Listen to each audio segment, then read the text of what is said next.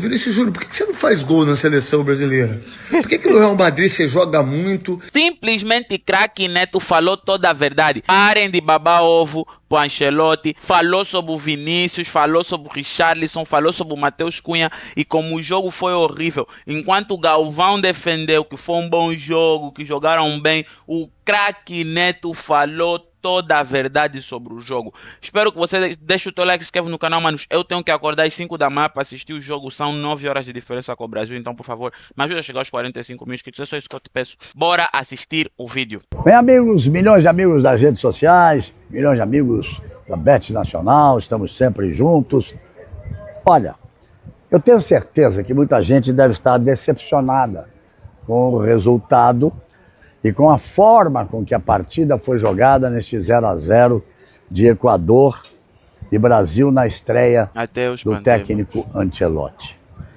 Eu não esperava nada diferente. Nenhum técnico é mágico. Ninguém faz mudar inteiramente um time com 2 dias para se treinar. Então o que ele fez? Eu conheço bem, há muito tempo. Tudo que deve ter passado na cabeça dele deve ter sido: não posso perder. A seleção brasileira não pode perder nessa minha estreia. Então, ele confiou mais naqueles jogadores que ele conhece do dia a dia, no futebol europeu, com laterais que apoiam menos, se seguram mais, com 2 volantes e movimentação no ataque, marcação baixa, para tentar espaço para contra-ataque na velocidade com o Estevão e com o Vinícius, já que o Rafinha está fora, só volta no jogo contra o Paraguai. As entrevistas deixaram isso muito claro. Quando os jogadores disseram: marcamos bem, tivemos um esquema defensivo forte, o Equador teve mais posse de bola, mas evitamos que eles criassem grandes lances e grandes momentos. Esse foi o pensamento, tenho certeza absoluta, do Ancelotti. Ele sabe que pode ir muito mais à frente.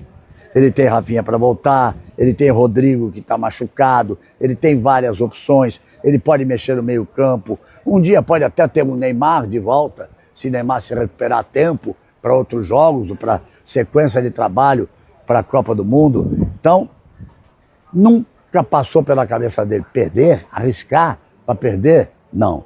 Foi um 4-3-3 falso.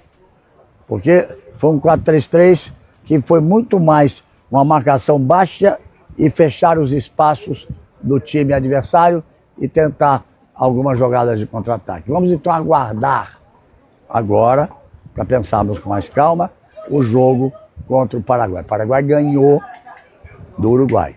O Brasil nesse momento é 4. 2-0, mano. Se não ganhar do Paraguai no próximo jogo, pode cair para a 5ª posição com um bom resultado do Uruguai e aí entrar lá na última rodada final numa posição desagradável. Então ele sabe que se podia empatar esse jogo, tem que ganhar do Paraguai.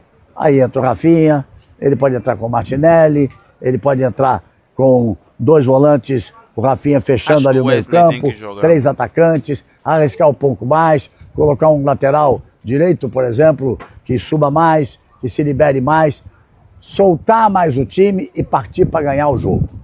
A grande preocupação hoje, tenho certeza, do Ancelotti era não perder. Bueno, creo que ha sido a nivel defensivo un muy buen partido.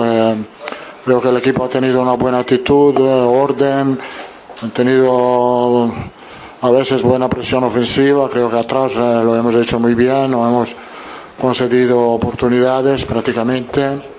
Esto es lo bueno que hemos hecho. Y después, en la otra parte, que se podía ser mejor, con balón, con un juego un poco más fluido, pero creo que al final un empate bueno, con un buen partido, y salimos satisfechos, con confianza para el próximo.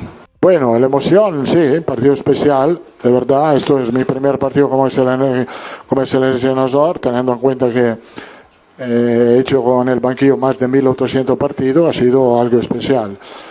Creo que puedo hacer una evaluación de este primer periodo aquí. Me ha encantado la recepción que he recibido aquí, me ha encantado trabajar con la CBF y creo que para mí es un regalo estar aquí. Es un trabajo distinto, pero yo creo que tenemos la calidad de los futbolistas que es muy buena, entonces también si no hay mucho tiempo para trabajar, hay la posibilidad de mejorar, obviamente, porque la calidad que tenemos es muy alta y estoy cierto que a nivel ofensivo vamos a mejorar, también porque hoy faltaba un jugador muy importante que era Rafinha, que vuelve. Ha defendido muy bien, no era tan sencillo buscar espacio entre líneas, hemos tenido dificultad en la salida y no siempre han llegado los balones limpios en los últimos tercios. Eso, como he dicho, no quiero poner excusa, pero el campo no era tan sencillo jugar en esta condición. Vocês acham? Estou assistindo aqui pela Globo, Luiz Roberto, gente boa, baita narrador. Vocês acham que a gente vai ganhar a Copa do Mundo com Andrei, Martinelli, Matheus Cunha? Mano. Vocês têm ideia o que foi a última seleção que a gente ganhou o título? Ronaldo, Ronaldinho, Rivaldo. E ainda tem os babaca ainda que fala do Rivaldo. Cara, juro, não é querer só cornetar, mas que coisa feia, que coisa horrível. Não, e o que mais me deixa impressionado, teve uma bola que o cara meteu pro Matheus Cunha, a bola passou entre as pernas dele, entre as pernas. Cara, que vergonha. Tá, parabéns aí. A pergunta pro Vinícius Júnior. E aí, Vinícius Júnior, como é que é a estreia com o nosso querido Carlos Ancelotti? Ah, foi legal, ele é o melhor treinador que eu já tive. Legal. E aí, agora, os ingressos sendo bem vendidos, né? Lá em São Paulo, sempre é, irmão. Mas por que não pergunta assim, Vinícius Júnior, por que você não faz gol na seleção brasileira? Por que no Real Madrid você joga muito e você ganhou 2 Champions, 2 gols em 2 finais? E por que na seleção você não joga nada? Por que você não é um jogador comum na seleção brasileira? O que falta? Qual o esquema que falta, Vinícius Júnior, para você jogar bem na seleção brasileira? Quem que tá errado? É o treinador? É os jogadores? Ou você que não consegue jogar na seleção brasileira? Até porque tá vestindo a camisa número 10. Não era uma pergunta boa? Ele deixa desenhado, deixa escancarado o mal que um ciclo torto, um ciclo irresponsável que é o ciclo da seleção brasileira, né? Pela maneira como a maneira tosca como a CBF conduziu a seleção brasileira nesses últimos 3 anos, o mal que isso causa a uma equipe de futebol. A um desenvolvimento de um trabalho coletivo. Porque a gente fica naquela esperança de achar, de querer tratar exceção como regra, de achar que toda hora, em toda a Copa do Mundo, vai dar certo esse negócio de, encaixa ali 6 meses antes e vai. Gente, futebol é processo, montagem de uma equipe é uma coisa que requer tempo. O Brasil jogou 3 anos fora do ciclo, a verdade é essa. Você vai esperar que o Ancelotti consiga num pouco tempo pelo tamanho que ele tem, né, pelo gigantismo dele, pelo currículo, pelas 5 Champions que ganhou como técnico? Beleza, acho que a gente pode esperar, eu acho que aumenta um pouco a esperança, mas vamos lá, não tem milagre. No mesmo dia em que o Brasil fez esse jogo pobre em Guayaquil, como é o futebol da seleção brasileira pobre há 3 anos, Espanha e França fizeram o jogo que fizeram hoje à tarde. Fica desenhada assim, escancarada a nossa diferença, a nossa distância para eles. E essa distância aumentou pela nossa incompetência, a nossa passividade para achar um substituto para o Tite, a nossa irresponsabilidade de colocar como técnico da seleção brasileira um treinador que estava disputando reta final de Libertadores com o Fluminense. Acharam uma boa ideia. Começar o ciclo com o Ramon Menezes no comando. Acharam uma boa ideia. Ele não conhece os jogadores assim profundamente. Alguns ele conhece de enfrentar, de ver, de observar. Outros nem tanto. Foi buscar alguns atletas experientes em seleção o que até faz sentido para um começo de trabalho, mas na primeira convocação tem muitas questões que só no campo, na hora H, você vai encontrar as respostas. Né? Eu acho que o Richarlison é uma delas, né? O nível do Richarlison caiu muito da Copa para cá, ele teve vários problemas, conseguiu melhorar um pouco o seu desempenho no seu clube, mas hoje, claramente, assim, tem a menor condição de ser um atacante da seleção brasileira. Pode ser que volte em outro momento, mas acho que já, assim, para mim já é um nome quase descartado, assim, você pensar nele nos próximos jogos, não mostrou nada. Ele buscou ali o Casemiro, o Marquinhos que já vinha jogando, o Alexandro, ter ali um pouco mais de rodagem de seleção, mas o Brasil teve dificuldades, o Equador marca forte, é um time competitivo, já treinado há mais tempo pelo Sebastião BKSS. Achei que o 0x0 foi um bom negócio, jogo de poucas oportunidades, e o Brasil agora fica atrás também do Paraguai, como você disse, que venceu o Uruguai, e é o próximo adversário na terça-feira. O Brasil segue atrás do Equador, foi ultrapassado pelo Paraguai, ele vai precisar buscar um resultado positivo contra o time paraguaio, que está 9 jogos invicto, venceu 5, empatou 4 dos seus últimos 9 compromissos nas eliminatórias. A última derrota foi justamente para o Brasil, lá atrás. Então, um momento bem importante na busca pela classificação, mas acho que começo assim não daria para esperar muita coisa além disso, não. Acho que o 0x0 foi bem interessante para o time brasileiro e para o técnico italiano. Seu interlocutor em campo acaba sendo um papel que ele acho que ele desempenhou bem. Só acho que ele foi mal na finalização, naquela jogada do segundo tempo. Uma jogada boa do Vinícius, um bom corta-luz do Gerson, que ele tentou colocar, né? Ele poderia ter tentado um chute forte, né? Ele praticamente atrasou para o goleiro. Estava livre, finalizou de dentro da área, poderia ter dado um chute forte. O Brasil não jogou para vencer o jogo, não, mas se ele acerta um bom tiro ali, de repente abre o placar, o Brasil ganha o jogo. Acho que foi o único ponto assim que me chamou a atenção negativamente. No geral, acho que não. Acho que ele fez ali o que se esperava dele. Eu acho que ele mesmo deve ter consciência que ele vai ter que trabalhar para caramba para chegar à Copa do Mundo daqui a um ano, né?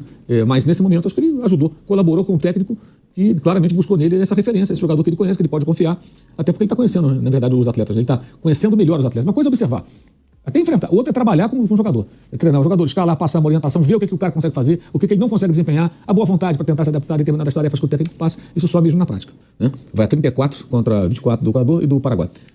Mas também isso não significa muita coisa, né? Se classificar bem nas eliminatórias é legal e tal, mas a Copa do Mundo é daqui a um ano, e aí muita coisa acontece. A própria Argentina na Copa de 2002 com o Bielsa voou, né? Se classificou um larga margem, não chegou na Copa, nada funcionou. O país, Brasil, né? O país estava em convulsão. O Brasil também já passou por essa situação de disparar na frente na Copa do Mundo, decepcionar. Então, acho que classifica. Talvez não com uma classificação folgada, mas até porque são muitas vagas. Agora são 6 vagas diretas, né? Uma farra, né? Se fosse do modelo antigo, correria risco. A Jordânia conseguiu ir para a Copa do Mundo. O Uzbequistão vai também. Jordânia e Uzbequistão hoje. Então, eu acredito que a classificação virá para o Brasil, mas se fosse do modelo antigo, provavelmente o Brasil teria que fazer algumas continhas mais, né? E esse próximo jogo é um jogo que vai ser um jogo também bem complicado, né? O Paraguai tem uma fase muito boa, né? O jogador do Uruguai, 9 jogos sem perder, 5 vitórias, ganhou do Brasil, né? Nas eliminatórias, já com o técnico argentino Gustavo Alfaro. Então, dentro desses 9 jogos, Mauro, o Paraguai ganhou do Brasil, da Argentina e do Uruguai em casa. Isso. E empatou com a Colômbia, fora de casa, perdia 2x0, foi buscar um 2x2. É um time difícil de ser batido. E vai ser um desafio tremendo, né? E já é um adversário que deve jogar de uma outra forma em relação ao time equatoriano. Então acho que o Brasil classifica. Acho que o importante é que o Ancelotti não terá muitos jogos para montar a equipe. Então ele vai ter que utilizar muito esse tempo de trabalho, de observação. Ele vai ter que escolher rapidamente esse grupo de jogadores, assim, ter uma base, né? Ele não tem. Essa primeira convocação é uma convocação de emergência. Até porque ele há poucos dias estava treinando o Real Madrid. A preocupação dele era botar o Real Madrid em campo. Claro. Ele não estava observando. 3 semanas atrás, brigando pelo título. Né? Exato, brigando pelo título, depois tendo que terminar com dignidade. Não pode sair do Real Madrid perdendo. Tô pensando agora na seleção brasileira, não vou dar treino, eu vou observar jogar. Não, agora ele vai começar a ver jogadores brasileiros, ver os que ele não convocou, os que podem ser chamados, aqueles que são interessantes ou não, buscando informações sobre os atletas, saber como se comporta. Estou tentando entender, porque ele não vai ter muito tempo para convocar, conhecer, conversar, treinar. Ele tem que otimizar o tempo. Então, assim, mas como empatou, se ganhar do Paraguai, fizer 4 pontos, ele fica numa situação assim, legal para um começo de trabalho. Mas o tempo não é grande, o número de jogos não é grande, porque ele pega uma reta final de ciclo de Copa, né? Manos, é impressionante. O Carlo Ancelotti, infelizmente, né, teve uma estreia assim, um jogo podre, um jogo sonolento. Eu próprio acordei às 5 da manhã para assistir o jogo, foi horrível. E vamos falar como o Neto, parar de babar ovo e de se mentir que foi um bom jogo, porque foi um jogo péssimo. Espero que você tenha gostado do vídeo, inscreve no canal para mais, ative o sininho das notificações. Valeu, até o próximo vídeo. Fui.